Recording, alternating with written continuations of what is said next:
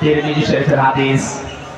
বিশ্ব নবী জানিয়েছেন এই পৃথিবীতে কোরআনে কারীম যেখানে নেই, কোরআনের কর্মসূচি চলে না, এরকম কোন জায়গায় যদি কেউ ভালো হওয়ার নিয়তে চায়, আল্লাহ নিজে তাকে দায়িত্ব নিয়ে খারাপ বানিয়ে দেয়। যশোরবাসী শব্দের দিকে খেয়াল করেন। নবীজি দল্লা শব্দ দিতে পারতেন, দল্লা ইয়াদিল্লু, তাহলে বাংলা অর্থ আসতো আপনি নিজেই নিজেকে খারাপ বানিয়ে ফেলেছেন। শব্দটা যেহেতু আল্লাহ ইউদিল্লু বাবে ফাল থেকে এসেছে, এই জন্য বাংলা অর্থ দাঁড়িয়েছে আপনি হয়তো ভালো হওয়ার নিয়তে কোনো জায়গায় গিয়েছিলেন, কোন দলে হোক, কোন দরবারে হোক, কোন আস্তালায় হোক, কোন দরগায় দরগায়, যেখানেই বলেন আপনার নিয়ত ভালো ছিল, যান ভালো হব। কিন্তু কোরআনে কারীম যদি সেখানে না থাকে, কোরআনের নির্দেশনা কর্মসূচি যদি সেখানে না পাওয়া যায়, আল্লাহ নিজে দায়িত্ব নিচ্ছেন আপনাকে গোমরা বানিয়ে দেবে। কত বড় ভয়ঙ্কর শব্দ দেখেছেন, আল্লাহ দায়িত্ব নিচ্ছে। আর এখানে ছোট বড় কম বেশি আমরা সবাই কথা বিশ্বাস করি, হেদায়েত দেওয়ার একচ্ছত্র মালিকানা হামজার বাবার। আরো বলেন জোরে, আল্লাহ ছাড়া হেদায়েত কেউ দিতে পারে? তিনি বলছেন আমি তোকে খারাপ বানাবো, যেখানে কোরআন নেই ওখানে যদি ভালো হওয়ার নিয়ে তো একটু যাস। যেহেতু ভালোবাসি আপনাদেরকে, বিভাগে আমার বাড়ি, অন্য বিভাগের লোক সেখানে যায় যাগা, আপনারা তো যাবেন জান্নাতে। আজকে থেকে অন্তত সিদ্ধান্ত নিয়ে বাড়ি যান, কোরআন যেখানে নেই ওই দল যদি আমার বাবাও কায়েম করে, আমি ওই দলে নেই। এর সাথে একমত আছেন কারা দেখি? আমরা হাত তুলবেন না, হাত তুলে আবার উল্টিয়ে যাবে। ঠিক আছে, বসেন বসেন।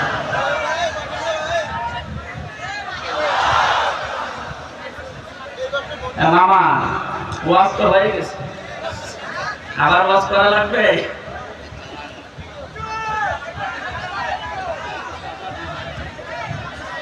এখানে আমার মনে হয় মাথায় যাদের হালকা মগজ আছে, তার কাটা না, তারা বুঝে ফেলেছেন কোরআন যেখানে নেই ওখানে আমি যাব না। তাহলে এই দেশে কোরআন বাদ দিয়ে কোন দল থাকার কথা বলেন? এরা শুধু আজকে সামিয়ানার নিচে হাত তুলে শেষ না, এটা কিন্তু আল্লাহকে দেখিয়েছেন কোরআন যে দরবারে নেই ওই দরবারে আমি যাব না, কোরআন সেই দলে নেই ওই দলে আমি থাকবো না। এটা মেনে নিতে পারলে আজকের এই মাহফিল সাকসেস। যে অবস্থা আমরা দেখতে পাচ্ছি, কোরআনে কারীমের দিকে মানুষের ঝোঁক যেভাবে বেড়ে গেছে, ওয়ারাইতান নাসা ইয়াদখুলুনা ফি দীনিল্লাহি আফওয়াজা। আল্লাহ পাক বলেন, হে নবী, যখন আমার সাহায্য আসবে তখন আপনি বিষয় দেখতে পাবেন।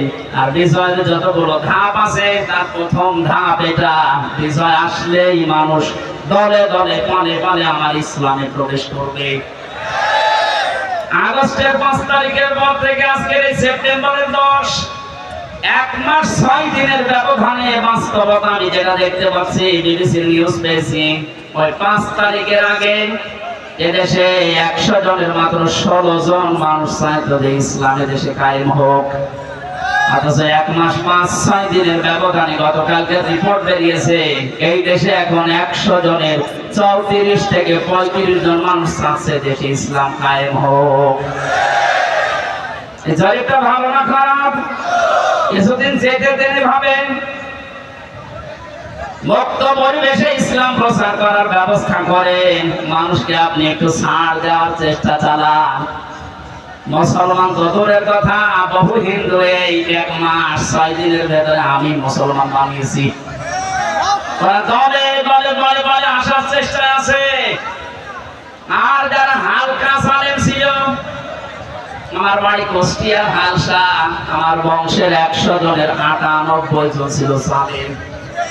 আমি জালেম বলছি এই কারণে, কারণ দলে যারা ছিল সবই জালেম।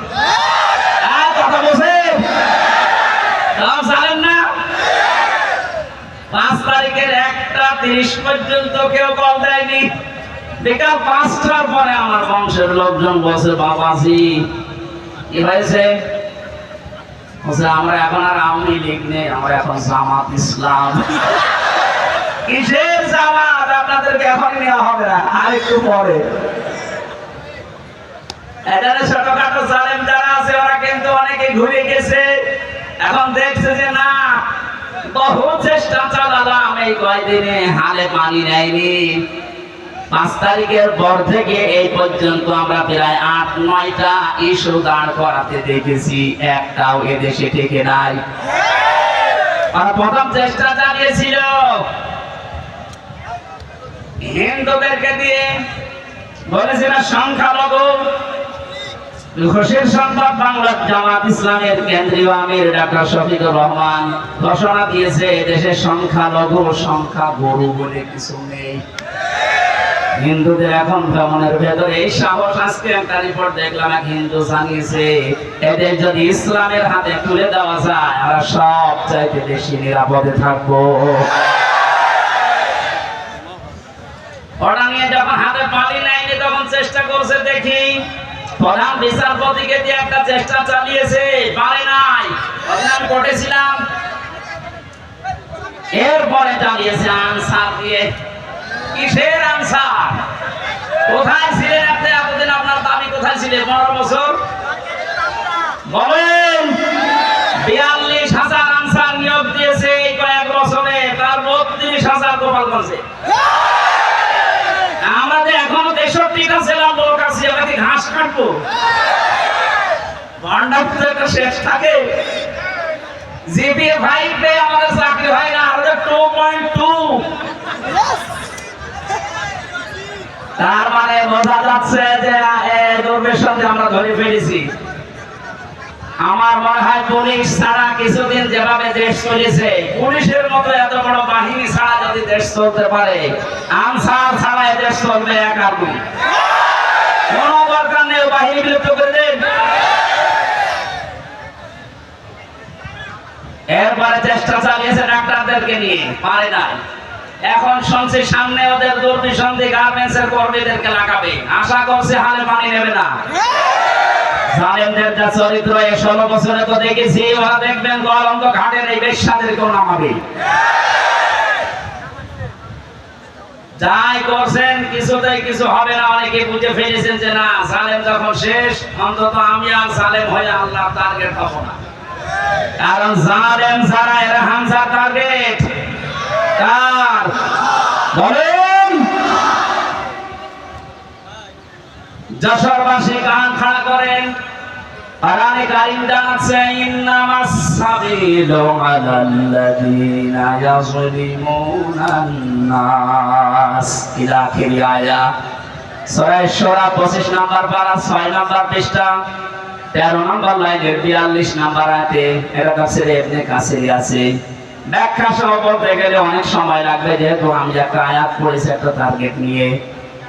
আল্লাহ রাব্বুল আলামিন জানিয়েছে আমি নিজে মামলা দায়ের করব, নিজে কেস দেব, নিজে অভিযোগ দায়ের করব তাদের বিরুদ্ধে যারা মানুষ হয়ে মানুষের উপরে জুলুম করেছে।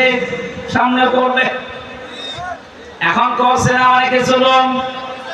বড় জালেম যারা, তাদের জুলুম এই 16 বছরে বন্ধ হয়ে গেলেও বাস্তবতা দেখায় 5 তারিখের পর থেকে 1 মাস 5 দিনে দেখছি অনেক মুনাফিক এখনো জুলুম থেকে থেমে নেই। আমি নিচে নামলাম না, এর বড় ধরনের আবসা ভান করে থাকে। জালেমেরা তো টার্গেট আল্লাহ। আপনি তো মুনাফিক ছিলেন, কোন কারণে জালেমের খাতায় আপনি নাম লেখালেন? আপনি থামবেন। আশা করছি আমরা কারো উপরে জুলুম করব না, করতেও দেব না ইনশাআল্লাহ। কারণ জালেমরা আল্লাহর মামলার আসামি, জালেমরা মামলার আসামি হামজার। বলেন বলেন, জালেমদের বিরুদ্ধে মামলা দেবে কে? আমরা সবাই জানি বাদী যত কঠিন হয়, শক্ত হয়, বড় হয়, মামলা তত কঠিন হয়। আমি যে 3টা বছর জেলে ছিলাম, জীবনও আমার জেলে থাকা লাগতো না। মা বাদী যদি সলিমতি কলিমতি হতো, 2 থাপ্পড় দিয়ে বের হয়ে চলে আসতাম। তো বাদী তো আমার একজন, থাপড় দেবো কি করে? কয়েকদিন আগে আমার মামলা সব ঢিসমিস হয়ে গেছে। আমি মনে করলাম আদালতে জিজ্ঞাসা করি যে মাননীয় আদালতে 3 বছর তো মামলা আপনার কাছে ছিল, তখন তো আপনি কিছু বললেন না। আজকে আমার মামলা গ্রাউন্ড থেকে বলছেন এর কোনো মাল নেই, যা ছেড়ে দিন। এতদিন বলেননি তো। এই কথায় আমাকে শোনাতো যে হুজুর আমি করবো কি, আমার হাত বাঁধা ছিল। বলেন হাইকোর্টের একটা বিচারপতি যদি বলে আমার হাত বাঁধা, কিছু করার নেই, ও চেয়ারে না বসে ভ্যান চালানো ভালো না?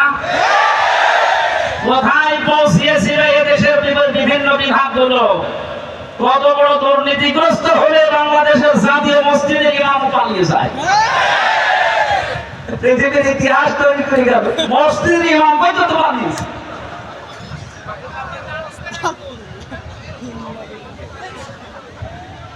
যশোরবাসী